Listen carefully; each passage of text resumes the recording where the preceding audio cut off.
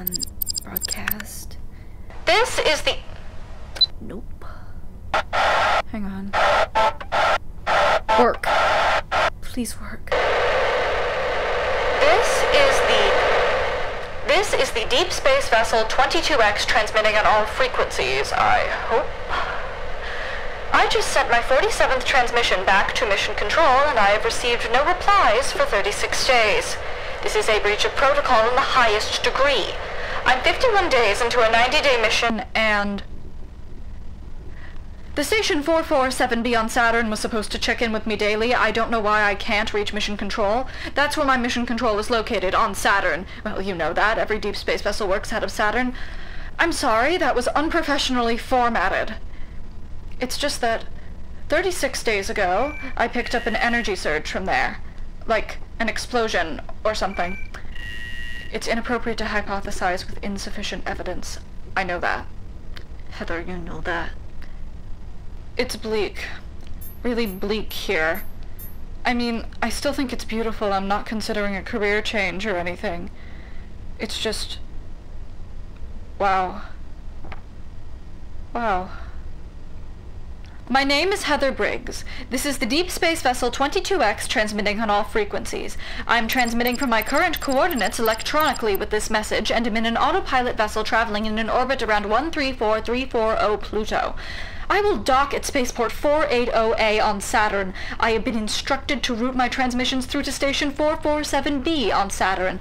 I would like confirmation that these have been received.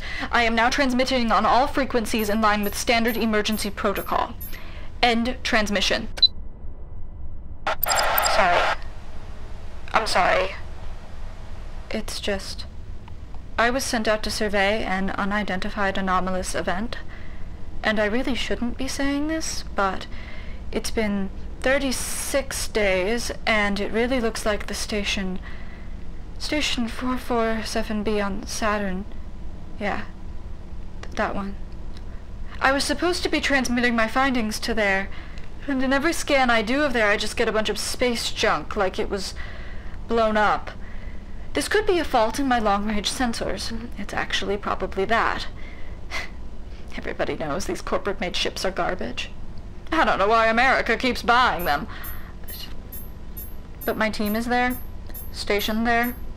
Yeah, and one of them, Latia, was supposed to be here instead of me.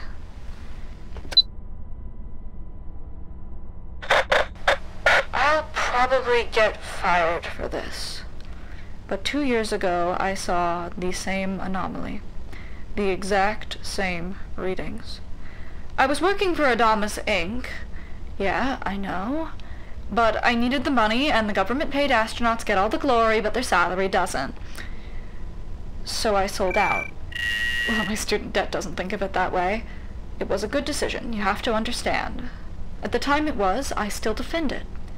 I was in charge of sending out a vessel to look at it, the anomaly. I reported it immediately. That's protocol. Every unidentified anomaly, UFO, piece of space junk goes straight to the Pentagon for review. But I didn't wait for the government's all clear, go ahead, green light, whatever you want to call it. I sent out a vessel instead. I mean, my higher-ups kept telling me that the government's go-ahead was really just to stop the lawsuits. You know, sue the government, not us. Basically ceremonial, meaningless protocol. But I still sent out that vessel.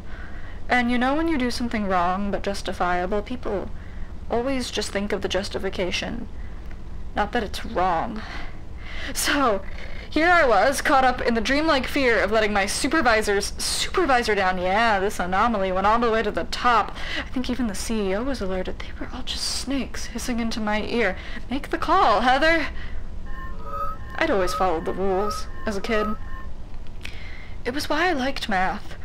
Rules to dictate our world, make up our universe, irrefutable cosmic truths. Obviously, it's a lot more sophisticated than that. But yeah, no one in my family cared about that order. They couldn't see that.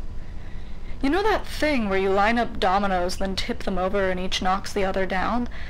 My parents thought they'd just fall sideways, circumnavigating me entirely. A statistical improbability, yes. But they were certain they were that. Because nothing that they did mattered. It only affected me if they said it did. I guess if anything, this whole mess finally proved me right. We're all just dominoes. Maybe I wanted to see if my parents were right after all. I guess I wanted to be that gut-trusting movie cliché, or maybe I was tired of being told I was playing it safe, but safety protocols exist for a reason. Maybe it was the corporate snakes in my ear begging me to take the fall for them. If I made the call, then they would have to fire me if it went bad, and if it went good, well, then win. Win. I don't know. I'd rather feel culpable than feel like a pawn. Besides, I was the one who made the choice. In the end, it was all on me. You'd probably guess that they were annihilated. You'd be right. The vessel that I sent out, my crew was killed. The one I was solely responsible for. Radiated, to be exact, and the vessel was blown apart. Those are the readings I'm getting from Saturn. Incidentally, the exact same readings. One of them managed to get into the escape pod. That's how we knew about the radiation, actually. Post-mortem analysis. I didn't go to the funeral. I was also fired, but some strings were pulled and now I'm working here, for the government. So, kill 6 people and see where it gets you. That's horrible. Forget I said that. In a horribly ironic sort of way. I'm the leading expert since I was the only one who lived through it. So it's not really a job. I'll be let go, and rightfully so. After it all gets sorted, I expect. The world isn't cruel enough to ensure a murderer's financial stability. I mean, my supervisor and all those guys lived through it too, but they're not scientists. They only want to see if there's a profit to be made. The Tia was supposed to go. She was having the most spaceflight experience. It made sense. But I talked everybody into sending me instead, thinking she'd be safer on the base. I really hope she is. I hope that something has gone horribly wrong with my sensors. And yeah, they all better be alive. I can't be the survivor again. That's not how the world works. There's justice, right? It makes no sense to expend the ship's resources like this. I'm sorry. It's funny. I never thought space could get lonely with all the stars to keep me company.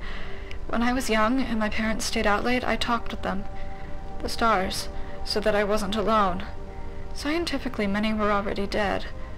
I was talking to their ghosts. I better not be doing the same thing now.